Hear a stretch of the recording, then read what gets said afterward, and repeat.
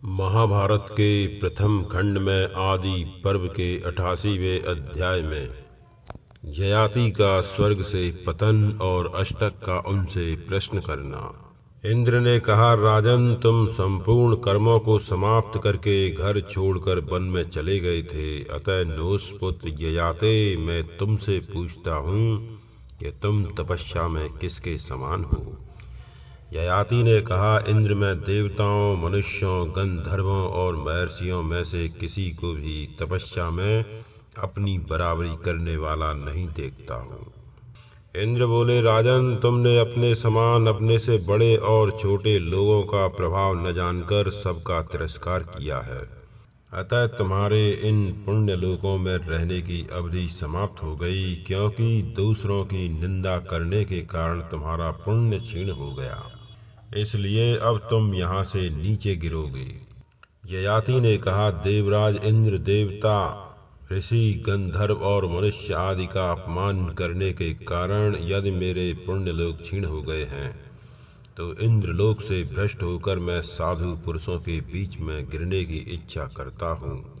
इंद्र बोले, राजा ययाति, तुम यहाँ से चित होकर साधु पुरुषों के समीप गिरोगे और वहाँ अपनी खोई हुई प्रतिष्ठा पुनः प्राप्त कर लोगे। यह सब जानकर तुम फिर कभी अपने बराबर तथा अपने से बड़े लोगों का अपमान न करना।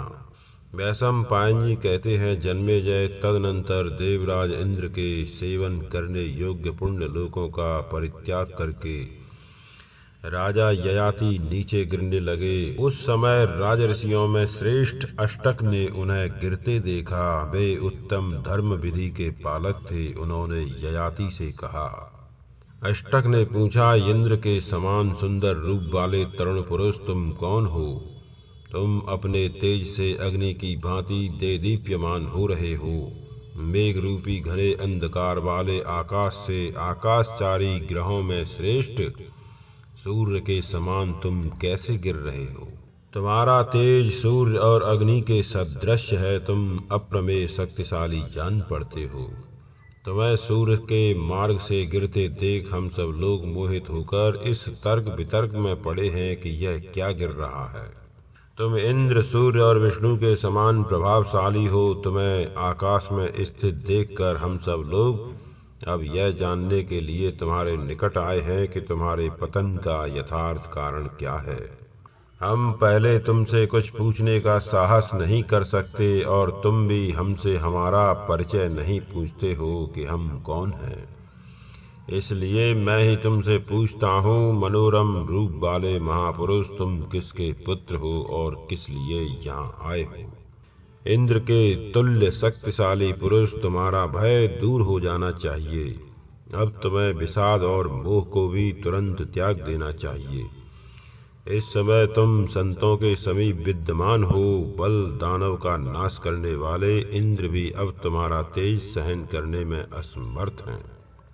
देवेश्वर इंद्र के समान तेजस्वी महान भाव सुख से वंचित होने वाले साधु पुरुषों के लिए सदा संत ही परम आश्रय हैं। वे स्थावर और जंगम सब प्राणियों पर शासन करने वाले सत्पुरुष यहाँ एकत्र हुए हैं। तुम अपने समान पुण्यात्मा संतों के बीच में स्थित हो। जैसे तपने की शक्ति अग्नि में है, बोए हुए बीज को धारण करने की शक्ति पृथ्वी में है, प्रकाशित होने की शक्ति सूर्य में है, इसी प्रकार संतों पर शासन करने की शक्ति केवल अतिथि में है। इस प्रकार श्री महाभारत आदि पर्व के अंतर्गत संभव परम में उत्तर यायात विषयक 88वां अध्याय संपूर्ण हुआ।